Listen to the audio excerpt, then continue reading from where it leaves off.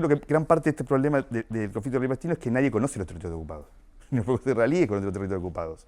Muchos palestinos que hablan no los conocen. Todo el mundo habla del conflicto, pero lo habla desde el lugar donde está todo bien, que puede ser Tel Aviv o Jerusalén. Es decir, es como hablar de, no sé, la época de Vietnam, de Estados Unidos, y hablar de Nueva York. No, es imposible un Estado palestino con cerca de 300 colonias dentro que manejan más del 60-70% del territorio. Es imposible. De alguna manera es imposible materializarlo. Esa es la gran verdad. Me parece, no digo la gran verdad porque es un poquito mucho, esa es la única verdad.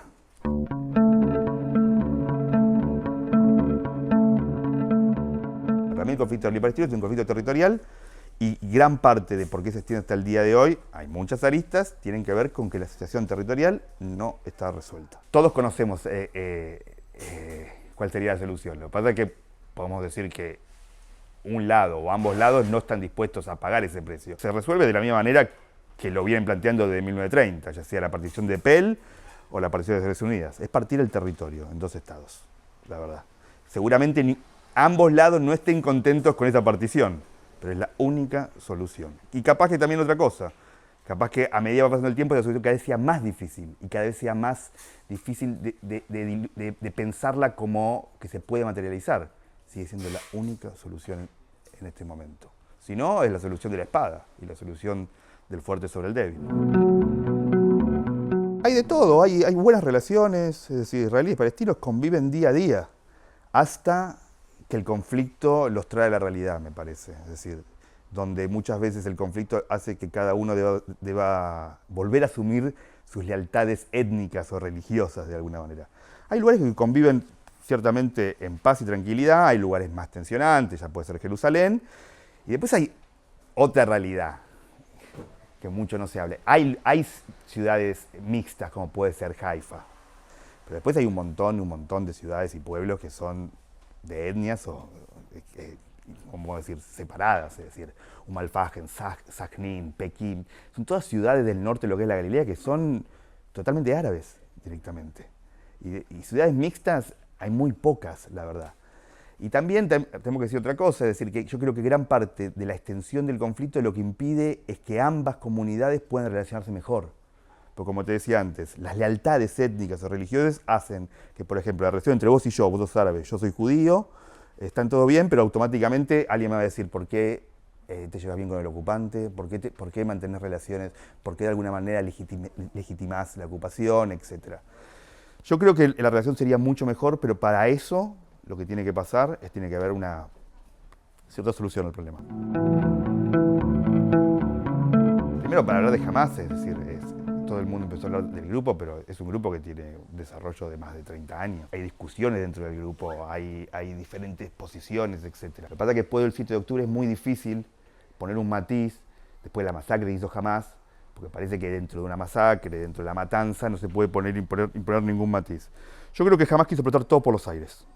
Y cuando hizo lo que hizo, sabía que iba a perder el poder en Gaza. Pero ellos quisieron hacer como una apuesta. Hasta acordar algunas acciones del Frente de Liberación Nacional de Argelia en otro momento, donde ellos, para mí, saben que la situación en Gaza está controlada por Israel. Es decir, es un grupo guerrillero terrorista, cada uno que lo elija según su opinión, o puede ser un grupo guerrillero islamista que utiliza el terrorismo también, pero en Gaza la situación está controlada, es decir, tiraban algunos cohetes a Israel, Israel le contestaba, el status quo se mantenía, abrían un poco el borde, no abrían un poco el borde, etc. Pero Gaza es un problema para Israel que no lo amenazaba existencialmente. Yo creo que lo que quisieron hacer ellos es explotar todo en Gaza, producir la invasión israelí con todas las cosas que estamos viendo el día de hoy, cambiar la opinión pública mundial e ir por Cisjordania. Porque los palestinos de Cisjordania no sufrieron lo que están sufriendo los palestinos en Gaza. Entonces yo perdería el favor en Gaza, pero ganaría el favor de Cisjordania. ¿Por qué? En este contexto de dos narrativas, de luchas, vamos a llamarlas, de autodeterminación nacional, como lo ven cada uno, con el tiempo la gente empieza a borrar las cuestiones más controvertidas. Por ejemplo, la masacre de Hebrón de 1929, donde se masacraron un montón de judíos que no eran directamente sionistas. Al día de hoy en Palestina se recuerda como un hecho nacionalista. no como la masacre de inocentes y civiles. El verdadero premio de la corona para la resistencia palestina es Cisjordania, porque ahí están las colonias israelíes, eso está al lado de Jerusalén, etc. Gaza es como un lugar cerrado, hermético, no tan hermético porque jamás ha entrado armas un montón de alguna manera. El premio es Cisjordania, la discusión está en Cisjordania, la verdad. En Gaza no había colonias israelíes antes, seguía bloqueado pero no tenía colonias. Entonces, para mí lo que hicieron fue apostar todo por ir por Cisjordania. ¿Por qué también? Perdón que me extienda mucho. La gente en Cisjordania, si se termina hacer un acuerdo por intercambio de prisioneros, por secuestrados, va a ver los beneficios. La gente de Gaza no. Y en Cisjordania la OLP es fuerte. Lo que hizo Hamas fue una acción completamente violenta, una masacre, que en el fondo lo que busca es con el tiempo ir por el corazón de los palestinos, el corazón político de los palestinos. Y entrar a la OLP de adentro. Las teorías conspirativas, yo siempre lo digo de esta manera, es traigan las pruebas, se hagan un libro y van a ganar el Pulitzer. Es decir, me acuerdo de los Vietnam Papers, es decir, tráiganlas. Conociendo un poco la inteligencia israelí, pero conociendo más la prensa israelí, es que es imposible tapar eso. De por sí, cómo funciona el ejército, esas son órdenes. Si vos decidís no guardar un lugar o mirar para otro costado, esas son órdenes dadas de arriba para abajo. Es imposible tapar eso, imposible taparlo para nosotros, tarde o temprano no lo vamos a saber. Acá lo que hubo otra cosa directamente. Acá hubo una gran falla de inteligencia, para mí la falla de inteligencia más grande de toda la historia del Estado de Israel, donde van a rodar cabezas cuando termine la guerra, principalmente la del Shin Bet, el servicio secreto interno. Pero a mí me parece que hubo otra cosa principal. Acá hubo una decisión de Israel de concentrar su inteligencia y sus fuerzas militares en otro lado, que fue Cisjordania. Si uno revisa, como los periodistas, es decir, datos, había, no me acuerdo el número ahora, pero ponele más o menos 20 grupos militares, es decir, el ejército de Israel, custodiando Cisjordania y solo 3 custodiando Gaza. ¿Eso qué nos dice? Que la decisión de Israel, en un año muy convulsionado de la política israelí, donde asumió como ministro de Seguridad una persona de la extrema derecha israelí, acusada de terrorista, que había amenazado a Isaac Rabin en el pasado, etc., llegar al Ministerio de Economía de uno de los colonos más radicales que hay, como Bezalel Smotrich, que vive en Kedumim. Kedumim es como la colonia donde vive toda la realeza colona. Incluso cambió la estructura de fuerzas en Cisjordania. Entonces en Cisjordania, es decir, el ejército está concentrando sus fuerzas en custodiar las colonias israelíes en el territorio. De alguna manera, descuidando lo que para mí es el mayor peligro, que son las fronteras, ciertamente. Pero como Israel, vamos a otro tema, no tiene fronteras fijas, de alguna manera, sus fronteras pueden ser Cisjordania o pueden ser Gaza. Eso demuestra otra cosa para mí, que va en contraposición a lo que dice mucha gente dentro de Israel. Las colonias en Israel, las colonias israelíes en Israel, o colonias judías, como algunas las llaman, porque un árabe israelí no podría entrar directamente, el comité lo rechazaría, ponen en riesgo la seguridad de Israel. No le dan seguridad al Estado de Israel, lo ponen en riesgo. Hoy, mañana o pasado. Siempre han puesto en riesgo la seguridad de Israel. El señor israelí, como todos los ciudadanos de países en guerra, sabe poco. Nosotros lo sabemos de acá en la guerra de 82, lo saben los estadounidenses en la guerra de Vietnam y lo saben los rusos hoy con la guerra en Ucrania. Sabe poco. También hay notables menciones para marcar dentro de la prensa israelí. Hay diarios como el Haaretz, que la verdad que la forma que cubren el conflicto es más seria que incluso de diarios internacionales. Hay una cosa que, bueno, que no mucha gente quiere admitir, pero es que la mayor parte de los israelíes no conocen Cisjordania, como lo dije antes, y no quieren saber mucho lo que pasa ahí. Es como el patio trasero de Israel. Entonces, bueno, lo que pase ahí es por algo. Es decir, nuestro ejército tiene que hacer esto, es por algo. Como un mecanismo de autopreservación y autodefensa. Cuanto menos sé, de alguna manera menos cuestiono, la verdad. Por eso digo que es importante saber también la historia del pueblo judío, donde el pueblo judío siempre ha sido perseguido, siempre ha sido desprestigiado, siempre ha sido medido con otra vara a través de la historia. Hay muchos ciudadanos dentro de Israel que, bueno, que prefieren seguir esa línea, digo, repetir la línea que les bajan de algunos medios que tienen un objetivo político claro. A ver, el diario israelí con mayor tirada en Israel es Israel Hayom, que es un diario gratis, que está manejado por un billonario judío estadounidense que ha sido una de las principales personas que bancó la campaña de Trump. Es decir, me acuerdo que una profesora de periodismo que me marcó mucho me decía: Ezequiel, no existe la libertad de prensa, existe la libertad de empresa. ciertamente. Y bueno, ahí está. Hace poco estaba leyendo una entrevista al nieto de Zygmunt Bauman, Michael Sarfat. Es el abogado de derechos humanos por parte de Israel, ciertamente. Y él recordaba que su abuelo siempre decía esa tendencia que tienen algunas víctimas en convertirse en victimarios en el pasado. Yo creo que hay que poner una diferencia, porque si no es imposible desarmar, porque si Israel todo el tiempo, es decir, va a justificar todo de alguna manera, como que está detrás de una religión o atrás del pueblo, es muy difícil de desarmar. A ver, yo creo que Israel logró, como vamos a decirlo de alguna manera, el derecho moral de sacar a Hamás del poder luego de sufrir la masacre del 7, directamente. Pero Israel hoy en día es un país que pretende representar a muchos judíos del mundo, es decir, ciertamente en Israel deben vivir más o menos la mitad de los judíos del mundo, pero es un país. Y como un país debe ser juzgado por lo que hace un país. Ahora, si pretende defenderse como el pueblo judío, para mí es una manipulación. Hay una frase que mucha gente la repitió mucho tiempo y a mí se me parecía un poco controvertida, pero la estoy viendo el día de hoy, que es: ataco como país, me defiendo como religión, ciertamente. A mí sí me dio un poquito de cosa eso, como judío, esa frase, pero lo veo en el día de hoy. Entonces separemos las cosas por partes. Es decir, si Israel hace desastres, debe ser juzgado igual que otro país.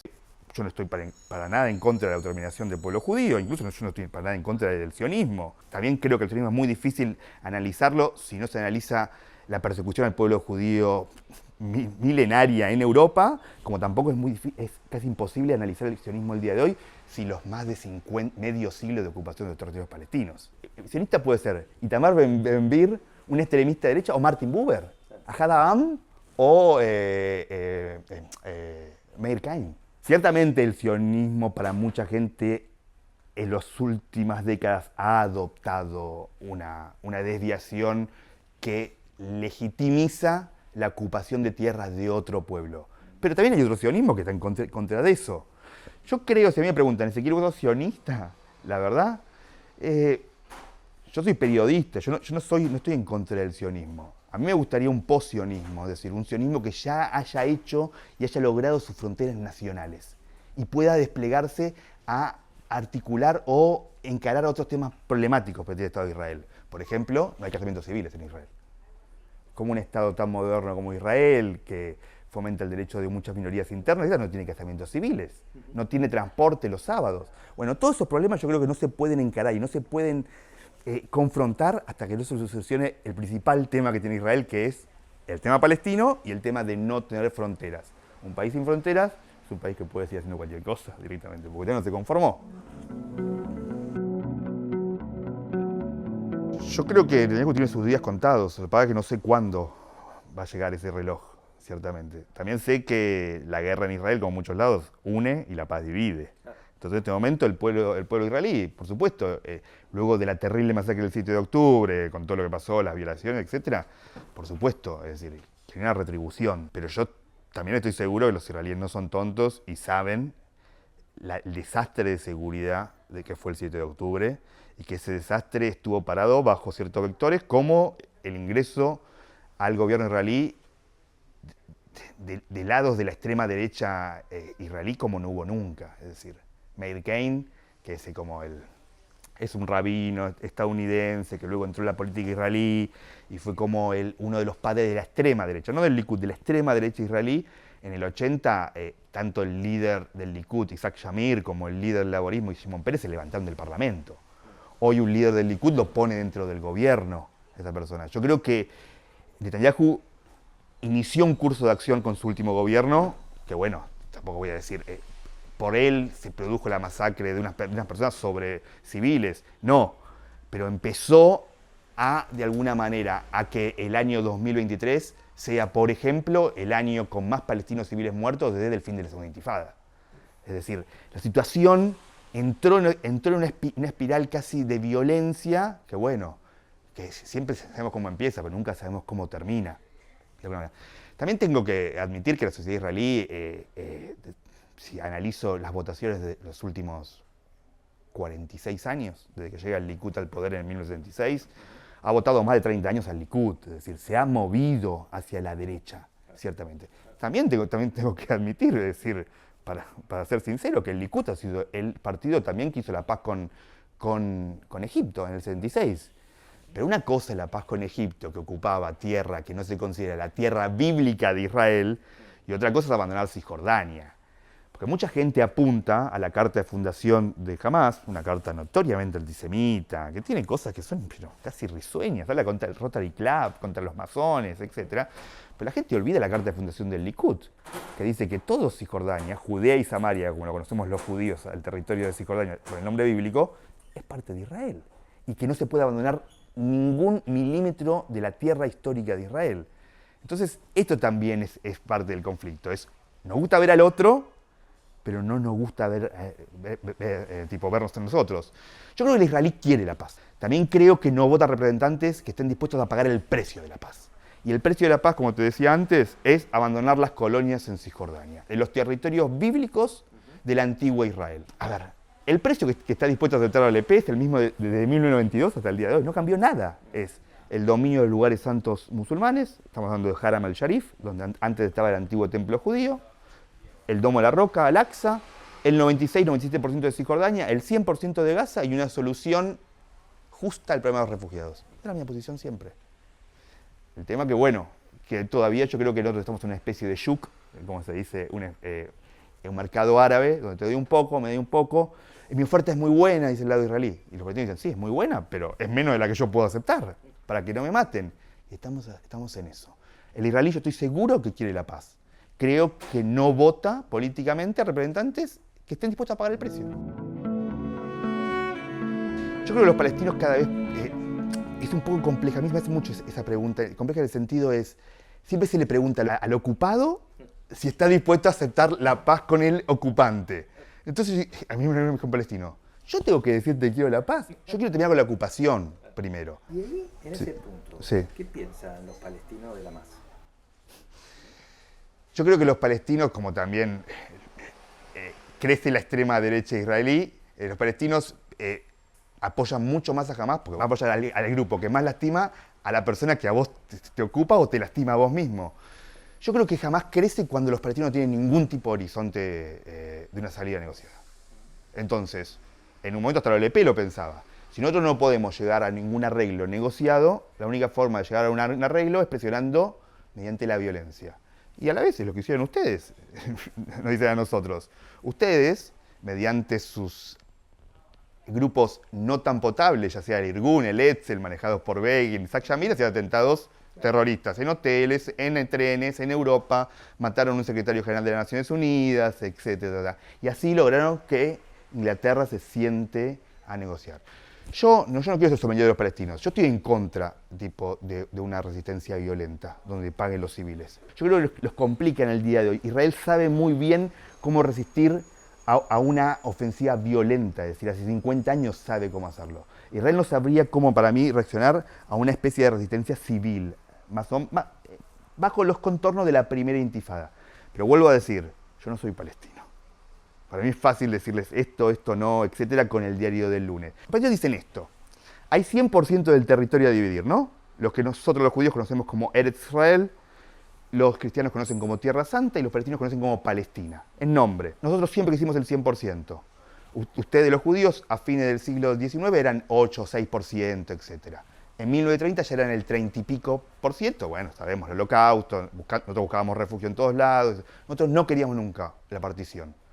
Se votó la partición de las Naciones Unidas, donde nos daba 50 y 45. Nosotros lo rechazamos también.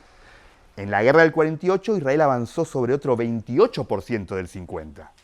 Y cuando terminó la guerra en el 49, Israel tenía el 78% del territorio y el 22% Gaza y Cisjordania ocupado por Egipto y Jordania. Bueno, en los acuerdos de Oslo nosotros dijimos que solo queríamos Gaza y Cisjordania. Eso es el 22% del 100%. Bajo los ojos palestinos, que este es el tema, porque nadie habla de los palestinos, es una concesión enorme. Ellos ya no quieren la Palestina histórica, o la OLP, el grupo que quería negociar, mayoritario quería negociar con Israel. Para los palestinos, querer solo el 22% del 100% que durante 100 años siempre quisieron, es la máxima concesión que pueden hacer. Lo que dicen los palestinos es, nosotros menos de esto no nos bajamos, porque es el 22%. Ahora, ellos en el 93, cuando se firma Oslo, 93 y después Oslo II, la OLP reconoce a Israel y acepta la resolución 242 de las Naciones Unidas, que es paz si vos te retirás a los territorios del 67. Eso es reconocer que querés solo el 22%. Nosotros reconocimos a Israel. Israel no reconoció a Palestina, reconoció solo a la OLP como el representante de los palestinos. Nosotros hicimos 7 años esa idea, esa posición. Y ustedes no nos ofrecieron ni el 22%. Barak ofreció mucho en Camp David. Ofreció el 95, 93, primero ofreció el 89, etc. Ellos dicen, ustedes saben cuál es nuestro mínimo histórico. Ustedes se fueron de Camp David y no hicieron una contrapropuesta. Ustedes saben, si nos tienen... A mí me lo dijo una vez un negociador palestino.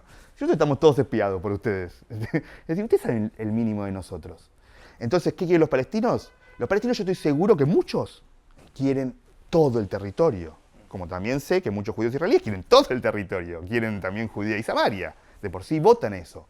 El tema no es lo que quieren, es que decir, hubo un consenso en la calle palestina de legitimar a negociadores que solo querían el 22%. Eso no se realizó. Creo que después los palestinos tomaron la equivocada decisión de iniciar una segunda intifada violenta, a diferencia de la primera, mucho más violenta. ¿Y quién va a crecer?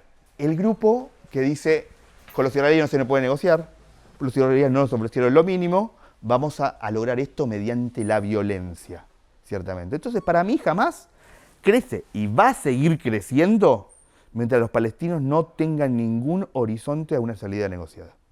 Si algo aprendí, siguiendo obsesivamente este conflicto 2 décadas, de que los palestinos y los israelíes tienen muy pocas diferencias.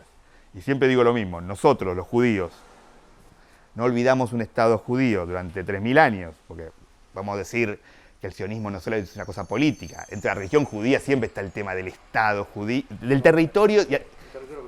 Siempre está ahí. Es decir, no es una cosa solamente moderna. Pero podemos decir que el sionismo también está metido dentro de la religiosidad judía o el tema de administrar un territorio. Pero si nosotros lo olvidamos por 3.000 años, ¿por qué pensamos que los palestinos lo van a olvidar en 100? Sí, estoy dando un libro nuevo. Y trata sobre las colonias israelíes en Cisjordania, lo que los judíos conocen con el nombre bíblico de Judea y Samaria. Mi teoría es que Israel abandonó su antiguo estado de bienestar en su territorio para establecerlo en Cisjordania. Es decir, hoy en día los que reciben el antiguo estado de bienestar israelí son los colonos derechistas de Cisjordania, que tienen alojamiento subsidiado, casas subsidiadas, rutas subsidiadas, transporte subsidiado, y son solo el 8% de la población. El gran keynesiano terminó manifestándose en un territorio ocupado militarmente y sostenido por muchos personajes de derecha directamente. Y yo creo que eso perjudica al desarrollo, es un Estado fuerte económicamente, etc., pero yo creo que perjudica al desarrollo incluso económico y social del Estado de Israel. Y también yo creo que ese para mí es el lejano, no es oeste, sí, es el lejano oeste israelí. La mayor parte de los israelíes no saben lo que pasa ahí, no quieren saber. Van en un momento en el ejército, pueden hacer el miluín, pueden hacer el reservismo ahí un tiempo, etc. Pero la mayor parte no quieren ni saber lo que pasa ahí directamente. Su acercamiento al judaísmo viene después que lo hayan acusado casi de antisemita o de rodearse de personas bastante antisemitas. Hubo un momento donde diferentes comunidades judías criticaron su acercamiento al judaísmo y yo pensé que bueno, es parte de la fe personal, no había que meterse, etc. Yo creo que tengo que admitir que me equivoqué. Es decir, yo creo que él utiliza el judaísmo con una intención política, la verdad. Donde a él le simpatiza, me parece, el judaísmo por las posiciones actuales de Israel.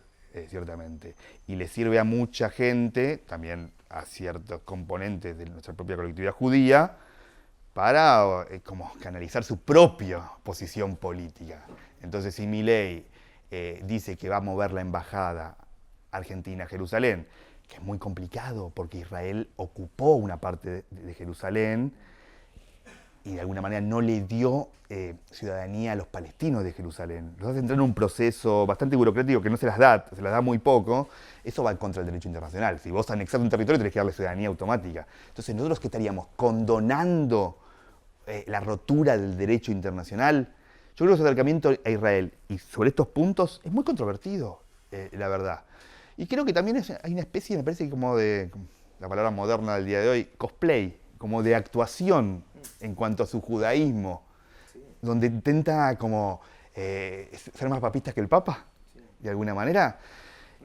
Una impostura. Y me parece que es esto, que la impostura es realmente sobre ciertos estandartes de la actual política de Israel. Entonces, también me parece importante notar que sería terrible que si Milei económicamente en el futuro hace un desastre en este país, que nosotros los judíos tengamos que responder por él. Esto también es antisemitismo, es decir, echar la culpa a un pueblo por lo que hace un representante. Es decir, yo no castigo a todos los cristianos del mundo por lo que hace un presidente cristiano en el pasado. Eso me parecería terrible, la verdad. El Estado de Israel, lo que está pasando últimamente es esto, están manipulando, o como se dicen, instrumentalizando el antisemitismo con una causa política. Como Trump está a favor de Israel, o Orbán está a favor de Israel, o Bolsonaro está a favor de Israel, a pesar de que sean fascistas y tengan lenguajes o tengan muchos antisemitas dentro, se le da vía libre. A mí, la verdad, eso me parece peligrosísimo, la verdad. Uno es antisemita no porque apoye o no apoye a un país directamente, y me parece que lo que está pasando es que en el futuro, esto es como va a ser como el cuento del pastorcito y el lobo. Es decir, nosotros marcamos el correcto, es el antisemitismo está creciendo en el mundo. Estamos marcando, miren, acá hay antisemitismo, y después tenemos a personas dentro de la comunidad judía que descalifican antisemitas, a personas que critican la política de Israel. Más adelante, cuando marquemos correctamente a alguien antisemita, van a decir, no les creemos nada, porque ustedes manipularon el antisemitismo con una causa política. Y solamente por eso que lo haga realmente un Estado que pretende representar a los judíos de todo el mundo. Yo soy optimista, la verdad. La gente no puede creer, pero yo soy optimista. Es decir, Dios es la historia, todo cambia. Yo nací cuando estaba en la Unión Soviética. Mamá, ¿hasta cuánto dura? Toda la vida, directamente. Capaz que no lo veamos nosotros. Ese es el tema. Pero yo creo que una solución va a haber. Me gustaría verla a mí, pero soy optimista en el fondo.